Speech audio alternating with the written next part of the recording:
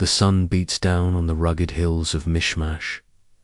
Victory is within reach, but the Israelite army is on the verge of collapse.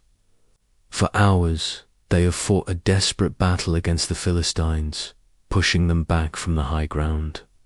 But now, exhaustion is their greatest enemy. Men stumble, their swords feeling like lead in their hands. They are hungry, thirsty, and their strength is failing. In this critical moment, King Saul, driven by a mix of religious fervor and military desperation, raises his hand. His voice booms across the battlefield, a solemn decree that will seal their fate. Cursed be the man who eats any food until evening, before I have taken vengeance on my enemies. A wave of despair washes over the soldiers. They are being asked to fight on with empty stomachs, to push their bodies beyond the breaking point.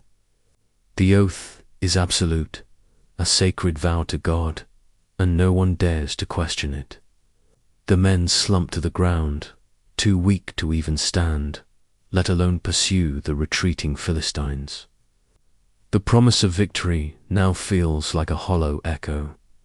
Unaware of his father's binding oath is Jonathan, the king's own son. He had been separated from the main army, leading a daring guerrilla strike that had thrown the Philistine camp into chaos. Now, as he makes his way through a dense forest to rejoin his men, he stumbles upon a wonder, a honeycomb dripping with golden, glistening nectar. To the weary warrior, it's a gift from heaven. He dips the end of his staff into the honeycomb and brings it to his mouth. Instantly, a change comes over him. It's like a fire being rekindled in a dying hearth. The sweetness explodes on his tongue, and a surge of energy flows through his veins. His eyes, once dim with fatigue, brighten with renewed vigor. The weariness that had weighed him down vanishes, replaced by a fresh wave of strength and clarity. He feels ready to fight for another day, to chase the enemy to the very ends of the earth. He stands tall, a stark contrast to the collapsing army just a short distance away. Soon, Jonathan rejoins the main force and sees the dire state of his fellow soldiers. He sees them lying on the ground, pale and weak, their spirits broken. A soldier explains the king's oath. Jonathan is stunned. He looks at his own hands, still sticky with the life-giving honey. "My father has brought trouble on the land," he exclaims. "See how my eyes have brightened because I tasted a little of this honey? How much better it would have been if the men had eaten today. The slaughter of the Philistines would have been even greater." The tension is thick enough to cut with a sword. The army is weak, the enemy is escaping. And the king's son has unknowingly violated a sacred oath, the punishment for which is death.